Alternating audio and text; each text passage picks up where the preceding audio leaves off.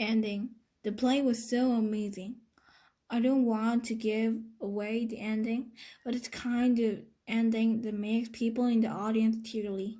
Mom totally lost it when Via, as Emily said, "Goodbye, goodbye world, goodbye Grover's Corners, Mama and Papa, goodbye to clocks ticking and Mama sunflowers, and food and coffee, and new iron dresses, and hot baths, and sleeping and wake up. Oh, Earth, you're so wonderful for anybody to realize you." Via was actually crying while she was saying this, like real tears. I could see them rolling down her cheeks. It was totally awesome. After the curtain closed, everyone in the audience started clapping. Then the actors came out one by one. Via and Justin were the last ones out, and then they appeared. The whole audience rose to their feet. "Bravo!" I heard Dad yelling through his hands. Why is everyone getting up?" I said. "It's a standing ovation," said Mom, getting up. So I got up and clapped and clapped. I clapped until my hands hurt.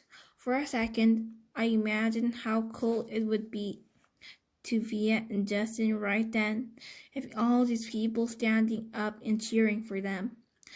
I think there should be a rule that everyone in the world should get a standing ovation at least once in their lives. Finally, after I don't know how many minutes, the line of actors on stage stepped back and the curtain closed in front of them. The clapping stopped and the light went up and the audience started getting up to leave. Me and Mom and Dad made our way to the backstage. Crowds of people were congratulating their performance, surrounding them, patting them on the back. We saw Via and Justin at the center of the crowd, smiling at everyone, laughing and talking. "Via!" shouted Dad, waving as he made his way through the crowd. When he got close enough, he hugged her and lifted her off the floor a little. "You're amazing, sweetheart." "Oh my God, Via!" Mom was screaming with excitement.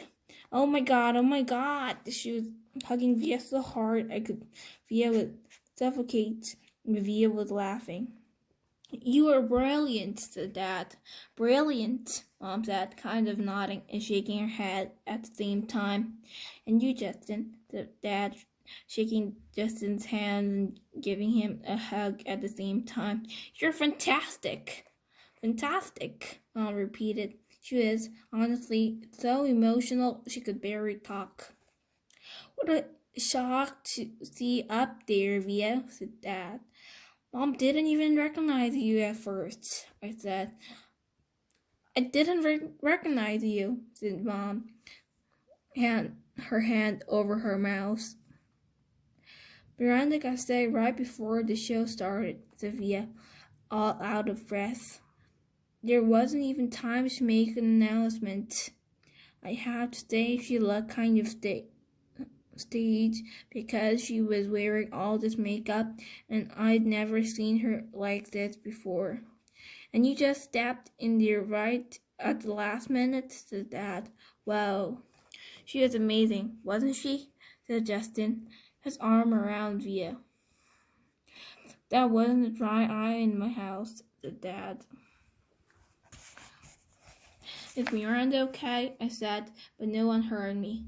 At the moment, the man who I think was their teacher came over to Justin and Via, clapping his hands.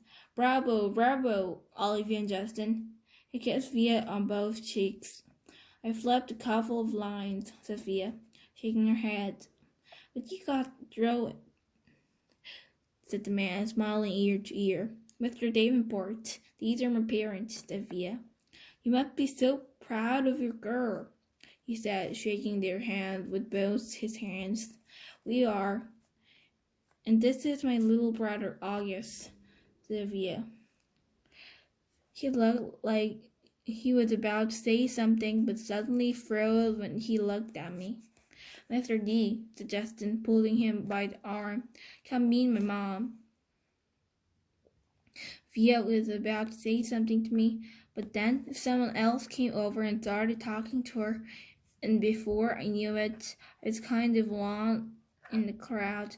I knew where Mom and Dad were. There were so many people all around us, and people kept bumping into me, spinning me around a bit, giving me that 1-2 look, which made me feel kind of bad. I don't know if it was because I was feeling hot or something, but I kind of started getting dizzy. People's faces were blurring in my head, and their voices were so loud it was almost hurting my ears. I tried to turn the volume down on my robot ears, but I got confused and turned them louder at first, which kind of shocked me. And then I looked up, and I didn't see Mom or Dad or Via anywhere. Via, I yelled out.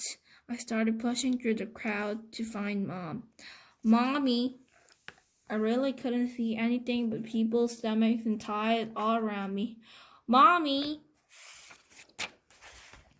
Suddenly, something picked me up from behind. Look who's here, said a familiar voice, hugging me tight. I thought it was Via at first, but when I turned around, I was completely surprised.